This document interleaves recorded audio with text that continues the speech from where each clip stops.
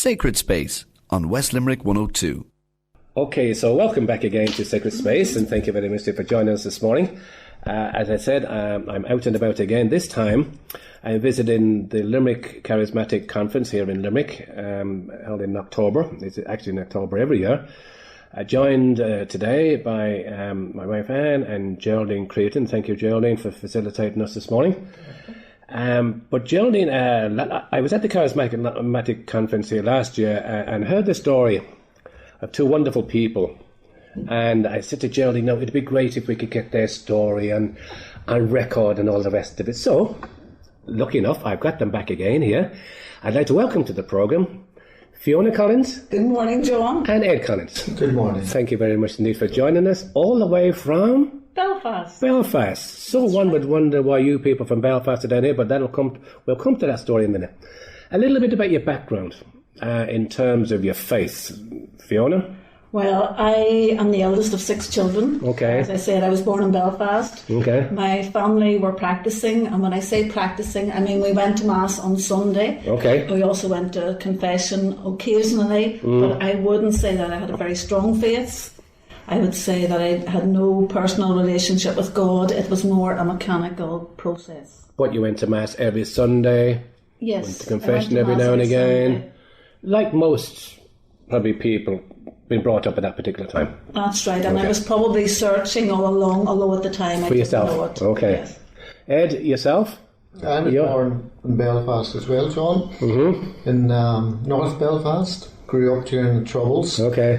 My parents were very, very strong in their faith.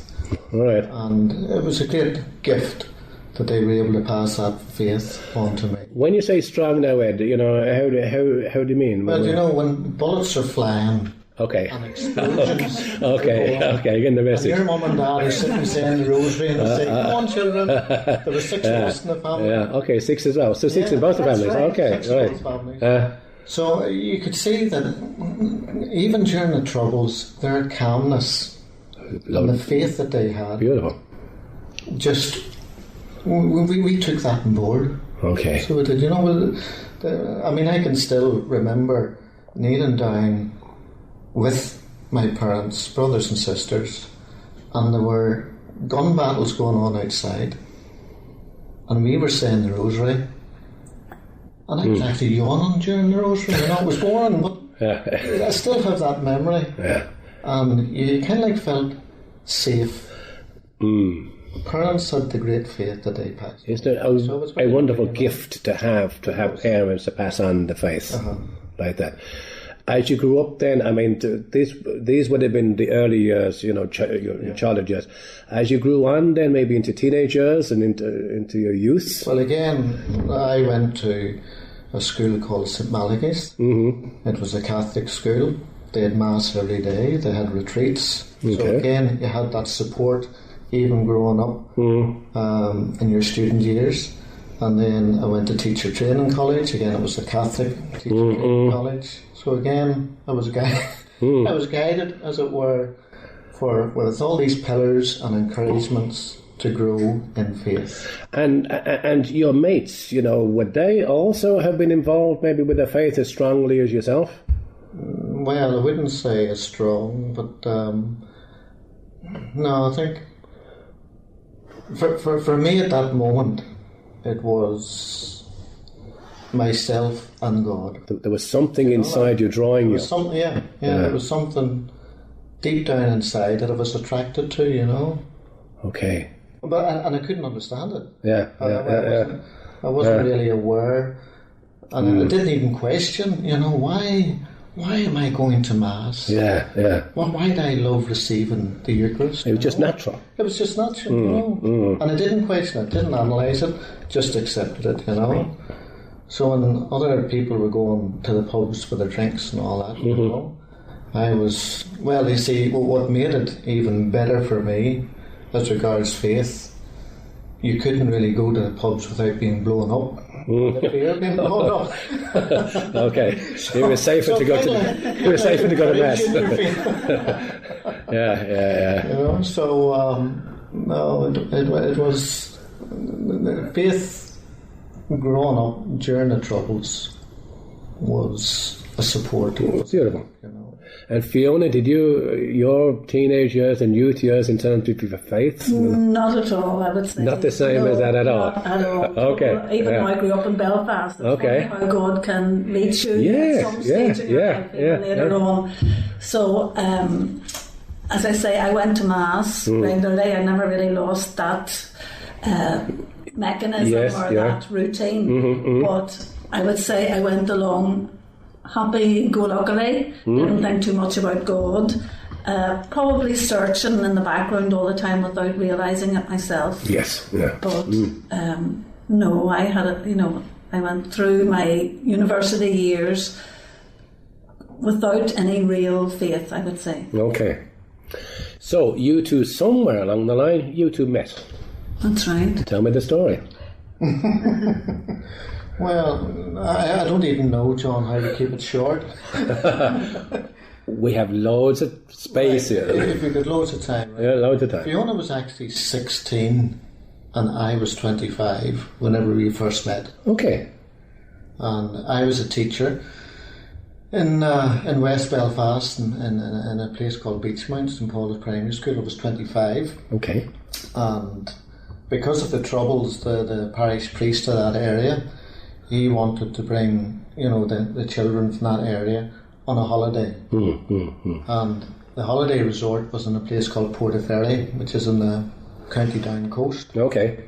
But he needed people to help him to look after the children. So he asked some of the teachers from our school to help out. Of course we did. But we also needed other leaders. So we had to do a training course in a place called Newcastle. And he actually went to Fiona's school, which was St Dominic's on Miller's Road, and asked for St Vincent de Paul volunteers from that school. And we went to Newcastle. We did a training course, and I saw this beautiful girl just sitting in the group. And we were teaching songs and how to look after kids on holidays and things like that. Yeah. And I fell in love. Just like that. Just like that. She was beautiful. Beautiful curly hair. Okay. Not a bit like what it is now. Beautiful smile, John, But what really attracted me about Fiona was her love for life, the smile, Yeah. So that summer we had our children's holiday, and anybody that's ever worked on a children's holiday knows it's hard work, but we discovered that we actually worked well together. So we started going out with each other, and whenever Fiona was 18, she went to university. Okay.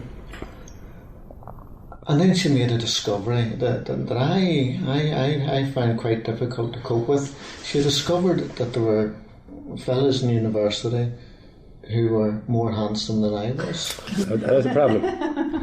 That was a problem. And university opened up a whole new horizon for her, So I could see as time went on, I was falling in love with Fiona more each day, and she was falling more in love with her freedom. Okay. And eventually, when Fiona was 20 years old, the writing was on the wall, because she came to me and she says, "Do you know, Evan, as part of my university course, I've got a chance to go to France for a year." And I said, "All right, yeah." And underneath it all, I'm thinking to myself, now, for a year, that means, she'll be away from me for a year. That's not really very loving, so it's not. But I said, "Well, what would you like to do?" And Fiona says, "Yeah, I'm going to go for the year to France." So I was actually heartbroken. Yeah. And my love flew off to France in September. And I went back to school. And this is when a whole series of coincidences happened that no longer could I put down to coincidence. And it was all to do with Our Lady of Fatima. This is the 12th of October. Tomorrow has been the 13th of October. Yes, and the 13th of May, 13th of October, Yeah. the 13th of March, very special to me, you know. Yeah. Can I just say, no coincidence? No coincidence. Since learned after all these years that nothing happens by coincidence, John. Isn't it true? Wonderful? And Isn't it wonderful? Is consecrating the whole world, as you know, to Our Lady of Fatima. Isn't it beautiful? Isn't it beautiful? We're all... Just on this now, Fiona, when Ed just mentioned there that he was really falling for you, That's right. your sort of reaction to himself, were you? Well, I fell for Ed too, Okay. but I was, as Ed said, full of life. Yeah. I just started learning French at Queen's University. Okay. And I loved all things French and anything to do with France, and the opportunity to pass up a year in France was just too much. Yes, and to be honest, I didn't really look further than the day that was in it.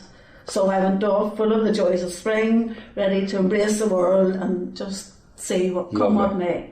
So, and of course, you were saying, yeah, this is what has to be, says Ed. Yeah, is that right, Eddie?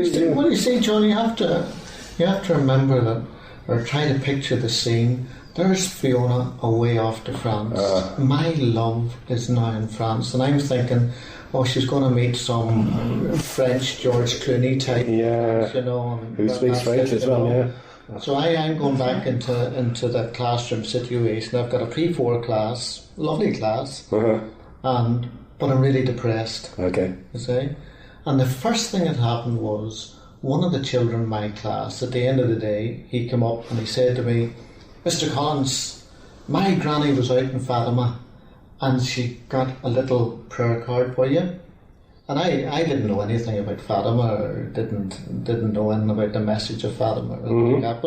But I took the wee prayer card off him, and it was a picture of the three children of Fatima, and a prayer, the angel's prayer, and a little bit about the miracle of Fatima. Okay. And I said to the child, "Oh, tell your granny thanks very much," you know. So didn't think anything more until a couple of weeks later, another child in the class came up and said to me, "Mr. Collins, my granny's going out to Fatima and she's going to pray for you." So I thought, I must look really depressed with all these grannies, you know. So I said, "Tell your granny thanks very much." You know?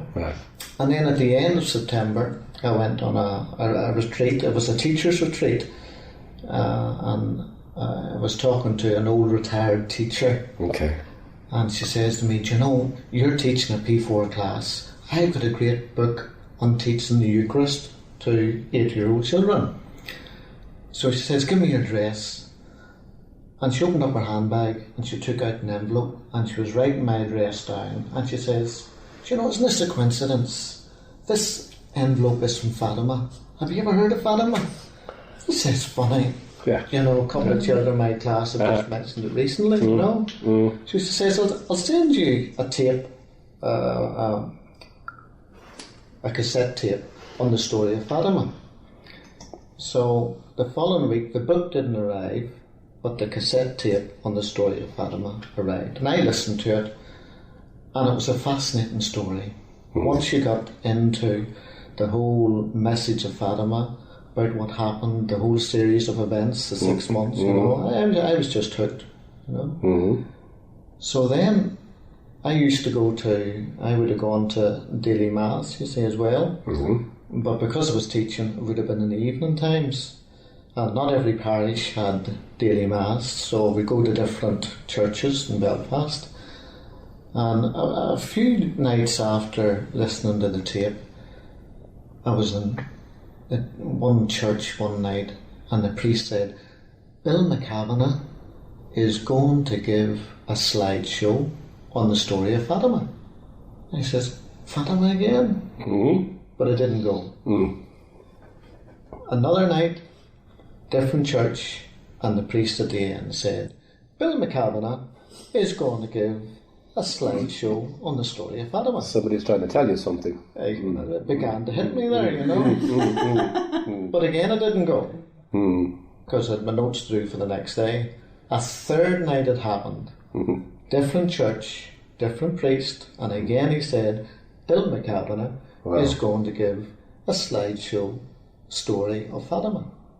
So I said to myself, now look, I think God's definitely trying to tell me something here. Next time it happens, I'm going to go to the slideshow, but I can't go tonight, I said, because I'd arranged to go up to meet Fiona's mum and dad to see how Fiona was getting on in France.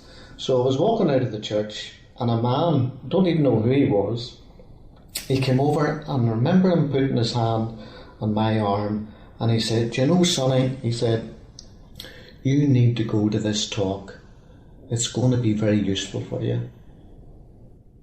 And I said, no, because I don't like people putting pressure on me, you know. So I said, no, sorry, I've got an appointment tonight. So I went out, and I remember putting the key into the lock, into the door of the car, and saying to myself, now, too many coincidences about Fatima. I think Our Lady wants me to go here. So I went to the talk, and it was fascinating. It was a man called Bill McCavan. He was from West Belfast, and he had been to Fatima a lot of times, and he knew the story inside out, and he gave the talk. But he said something during the talk that really struck me.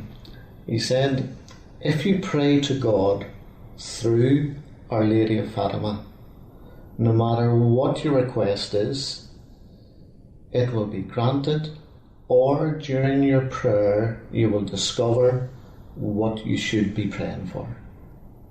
No. And I came out of there and I said, right, Our Lady, I'm going to put you to the test here. That's done. Okay. Perfect timing. Yeah. You're not really supposed to test out Our Lady, sure you're not. No, but anyway, but just in case anyway. When you're in the pressure, go ahead. I said, Our Lady, I'm going to start praying to God through you that Fiona says yes to me. Okay. So I started praying, started saying the rosary. We make little sacrifices. Say we lived in North Belfast in a 3-storey house with no central heating or anything like that, and it was really cold during November and December, and I used to get up in the middle of the night and kneel down at the side of the bed saying a deck of the rosary, and Fiona would say yes. And Fiona came home that Christmas, and I was glad to say she hadn't met a French man. She hadn't met a French. So far, so good. That's it. And we continued on with the relationship. It was great. We chatted, and she told me all the things that were happening in France, and we had a good time. Remember, it snowed. That's right. And we went to Shaw's Bridge, right. and you made a snowman, and I was lovely that night, wasn't it? But anyway, Fiona went back. No, sorry. Were you aware of his testing Our Lady at this stage? Not at all. You didn't know at this anything. stage, I was oblivious to everything. So you were off learning your French. Footloose, fancy free, After in France, you go. enjoying life. Nice to see you, Ed. Good luck. Got some more stuff to do in France. Okay. Well, now. you know, John, if I had said to Fiona, do you know, Fiona, I'm getting up at 3 o'clock in the morning saying Dickens the Rosary, you'd say yes. He's a weirdo. That's right. The white coat, yeah. I would have lost it completely. So Fiona went back to France after Christmas, and there was a wee bit of hope there that, you know, my prayer to God, to Our Lady of Fatima, was working. And the other thing was Fiona was going to come back again in February for her sister's wedding. Her younger sister was getting married, and it was also going to be Fiona's 21st birthday in March. So I decided to get Fiona a really good present for her 21st birthday, and I went down to a jeweller's after Christmas and I said, I'm looking for, you know, a nice present for my girlfriend's 21st birthday. And he produced these rings, and there was a beautiful solitaire ring which looked a wee bit like an engagement ring, but it wasn't. It was an eternity ring that any girl would have loved for eternity. So I bought. I didn't notice. This is where I saw You're looking into your eyes. Very hard. So I bought the ring, John, and the jeweller said, now what's her ring size?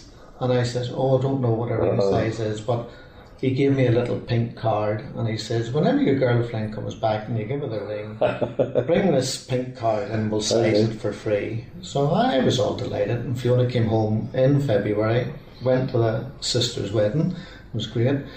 And the following night, we went out for dinner, because she was going back to France then, you see. And we went out for dinner, and we went to a lovely little place called Shaw's Bridge, and I can still picture Shaw's Bridge, and the moon was shining, and I remember the moon reflecting on the waters of the river as it went underneath the bridge.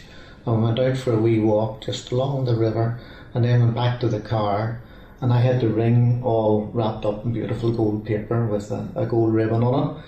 And I sat in the car and I said, Fiona, you're going back to France tomorrow, and it's going to be your 21st birthday. I got you a wee present just for your birthday.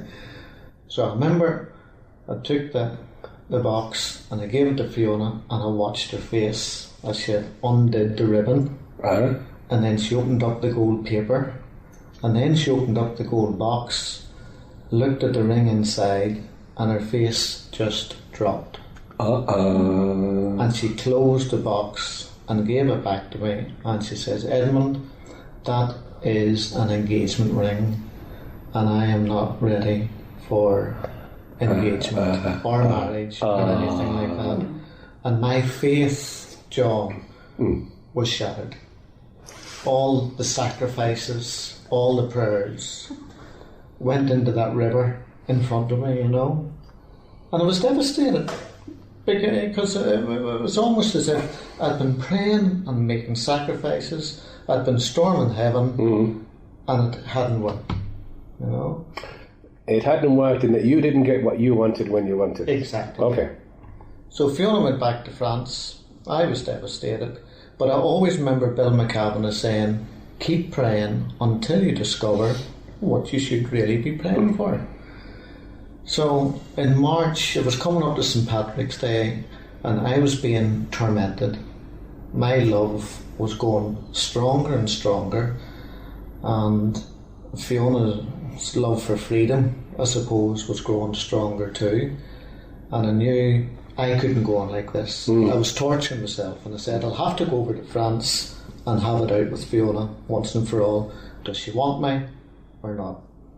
We would still have been writing to each other, Fiona's letters would have been, I'm having a great time over here in France, parties. My letters would have been, oh Fiona darling, I miss you so much, when you coming home again? But no, I thought I'll have to go over to France and have it out with Fiona. She was in a place called Saint-Maixent-les-Corps, which is in the south-west of France. Southwest. Southwest of France. Okay. Now, I hate flying, but whenever you're in love, you will do anything, even climb Everest. Even if you have a fear of heights, you'll do anything when you're in love. So I got a plane over to London, a plane from London to Paris, the train from Paris down to a place called Poitiers, booked into a hotel, and I haven't got any French or anything like that, Okay. I was just Holy Spirit, Next day, I got a train to Saint-Maixent and gave Fiona the surprise of her life whenever I landed in Saint-Maixent. I say you did. That's right. Unexpected. How did you get here? I mean, we had a good few days. We had a lovely time together. Fiona showed me the places and her friends and Saint-Maixent and all. But I always remember the train station at 6:30 in the morning. I was going back up to Paris, and we were standing on the platform. It was still dark, and it was freezing as well. And I remember standing on the platform, and I said, Fiona, I'm going back home. You want your freedom, and I'm being eaten away here. It doesn't seem to be working. I think maybe we should finish. And Fiona said, yeah, I think that's a good idea.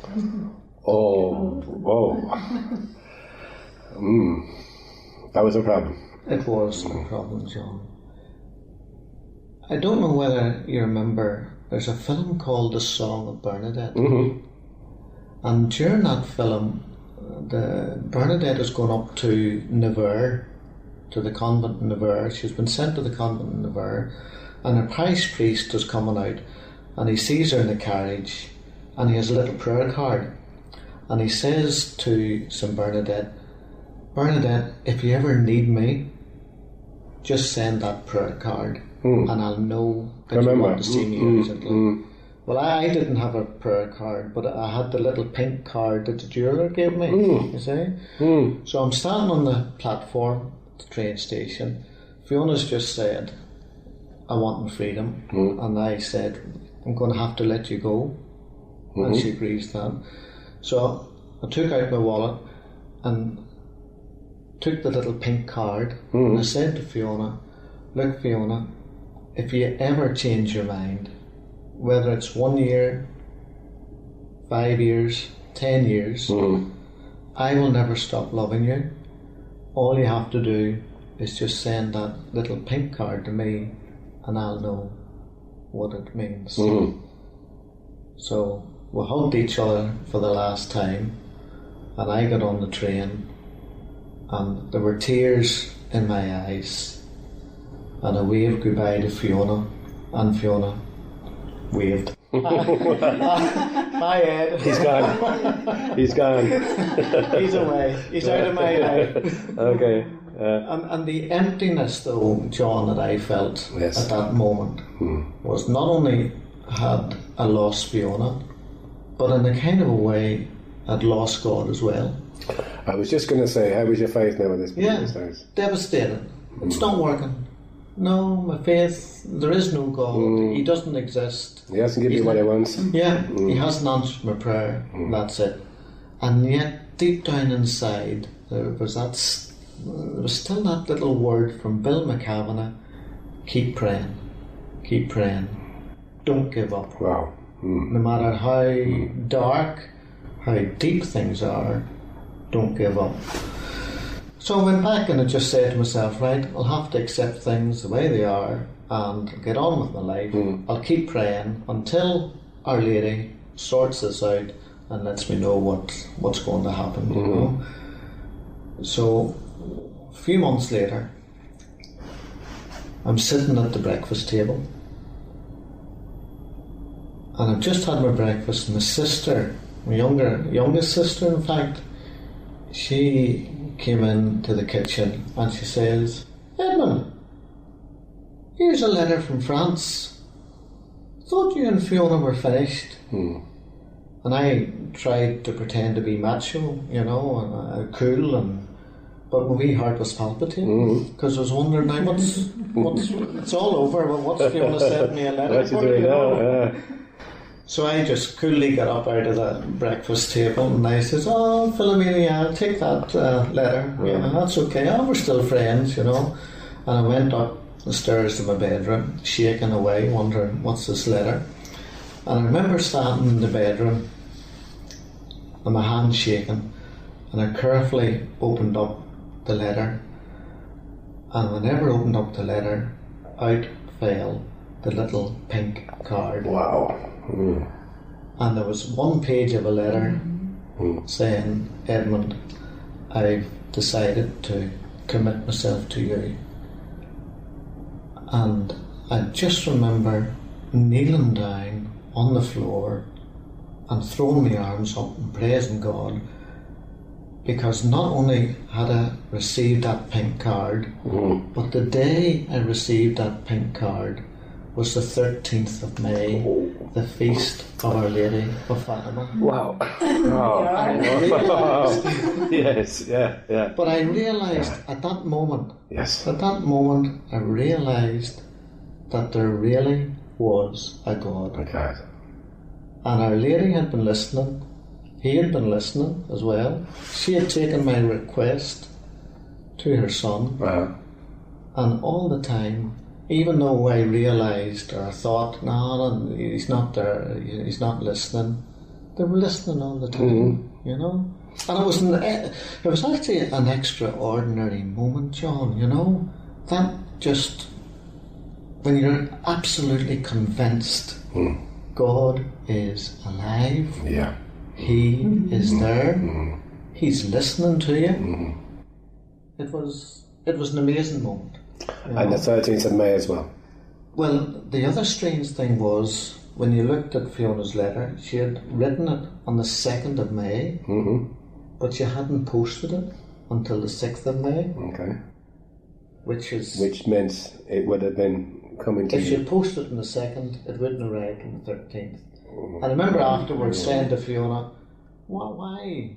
Well, maybe you can explain. That's right. Everybody always asks me that question, Yes, John. yeah, Why did you why? post it? Yeah. Well, I knew nothing about Our Lady of Fatima, first of all. Okay, so the date didn't mean anything to me.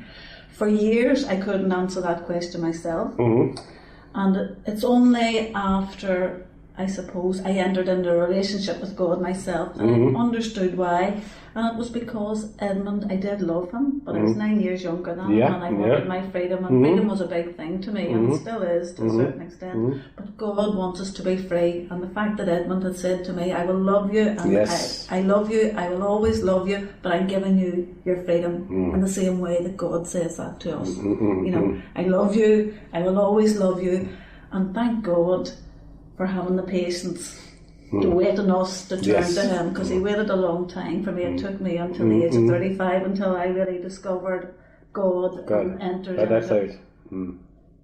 into So you really don't know, you know, between the 2nd and the 6th. Why? It was just one of those things that you just posted it on the 6th. I posted it without any knowledge of dates or anything like that. So what happened then? We got married.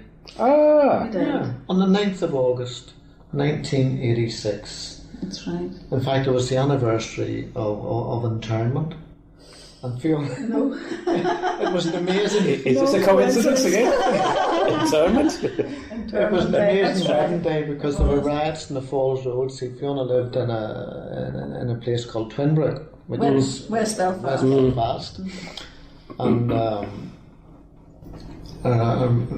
I remember I had to collect my brother from the Falls Road on my wedding day because he couldn't get out of his house because of the barricades and all, but I managed to get in through the barricades and the fires and all that, and I collected him and brought him up to Twinbrook, to St Luke's, and for the wedding day. It was a great wedding day though, so it was, wasn't it? It was a great day. At this stage, you have to say it was a great day. You have to say that. But we were still living from a faith point of view for a long time after that, separate lives. That's what I want to come to, right? So you weren't really aware of how strong his faith was. And I couldn't put pressure on Fiona. I mean, I was going to Mass every day. The good thing was, though, that Fiona never said to me, don't you be going to Mass every day, you know? And I wouldn't say to Fiona, you come to Mass with me every day, you know? And I was just wondering, even neighbours would have noticed you going to Mass every day. Do you know? Yes. And sometimes people say, look at him. He's going to Mass every day. And would you have had that sort of pressure, like from maybe some of your neighbours saying, your husband's going to Mass every day? Like, Not is he really. right? No, fine. Not They're really, fine. Okay. So continuing on, you're living away your faith in your own way, and you are too. And then there's something we did happened. that for about 16 years, and we were very happy. We used to go to France every year because I love France, and Edmund developed a great love for France. So Edmund would have gone to Mass, as he says, every day, even on holiday. Even on I holiday. would have gone to the hairdressers, to the shops. So we had an agreement between us, and it worked wonderfully. Very natural, John. Very natural. It's very natural. The real world, you know. Very much so. We know our place. Anyway. So then, after 16 years, did something happen or click in terms of the faith? After 16 years, what happened? Well, Edmund was praying for me, first of all along. All along, I didn't okay. realise that. Okay. You know, and I'm sure now that has had a great part to play in that. But one day I saw an advert just in the parish bulletin for Life in the Spirit seminars. Okay. And for some reason, I was attracted to that. So I went to Life in the Spirit seminars. I listened to people's testimonies. I was just recalling that this evening, thinking about that. And I was very touched by them all. And I knew enough from what I'd heard that God wants to give us everything, you know. And as a language teacher, I teach French as well. Okay. The thing that I really wanted was a gift of tongues. But I knew God wanted to give me more than the gift of tongues. So at the end of the 6 weeks in the Life and Spirit seminars, I said, while people were praying over me, Lord, give me the whole heap. I want it all. And everybody laughed. You're full of life for your life. No, I went home after those seminars, singing every night, very happy. Didn't really know what it was. It was great. Now, nothing happened. Was Ed with you at these seminars? No, I went on my own. What did you make of this when she went off to these seminars and come back? Or? Well, do you know, what gets me, John, is people have different personalities. And what attracts some people may not attract other people. Okay. So we all have our own way of getting closer to the Lord. Okay. And for Fiona's an extrovert. Yeah. So getting involved with the Life in the Spirit seminars was her way of getting closer to the Lord, you know. So you did 6 of these. So I did 6 of those. But I suppose at the time I didn't realise that anything had happened. Physically I didn't feel anything, nothing changed really in my life, but I suppose that was a gateway to my relationship with God, looking back. Okay. So after that, then we still continued to go to France, and in the year 2000, I invited my parents to come with me. Now, they're not great travellers. My father's from the south of Ireland. Homely man, slippers at the fire, doesn't travel too much, no place like home. So I was so excited. I wanted to show them France and let them taste the beautiful food and the wine and just to immerse them a little bit and to give them a little bit of the love that I had for the country and the people. So in 2000 they said they would come with us, and I had a little book of family-run hotels, and I looked it up because we'd been travelling around France for about 16 years at this stage, so we practically knew everywhere, and we really wanted to be more than just tourists. So everywhere we had been before that, we started going into the estate agents, looking for a little place to buy. So anyway, my parents came over in the year 2000, and I had booked a hotel in a place called Charolles, never been before. It's in Burgundy, over on the east side of France. And again, we just picked that because we'd never been there before, quite randomly. And they arrived, and we drove down to Charolles, and it was lashing rain. It was a very, very bad storm. And we ended up in this hotel, and the lady was quite strange. There was nobody about, thunder and lightning outside. There was a china cabinet with dolls in it, and we're kind of looking like at us. It was strange. It was a wee bit like an Alfred Hitchcock movie. The lady went off to get the key of the 2 rooms. And 4 of us were left standing for about 20 minutes. And she didn't come back. Nobody about, and it's still continuing to rain heavily outside. So I forget who it was now, but one of us said, I'm not staying here, I don't like the atmosphere. And we hadn't paid any deposit or anything. So we dashed outside into the car in the lashing rain, didn't look behind us, and drove to the next town, which happened to be Paris-le-Monial, which is a place of the Sacred Heart. Which we didn't know anything about either. So we stayed there. We went to the tourist office, got a hotel for the night, and we thought, well, this is a nice little place. We may as well stay here now that we're here for the few days that my parents were with us. And again, we went in, just before we went off, we went into the estate agents and asked about the possibility of buying somewhere in the area. And the estate agent said, well, there is a little place coming up on the market. Give me your details and I'll contact you when the place comes on the market for sale. So that's the end of the first part of an interview that I recorded with Ed and Fiona Collins. We just ask you to join us for the finish of this wonderful story next week. Sacred Space on West Limerick 102.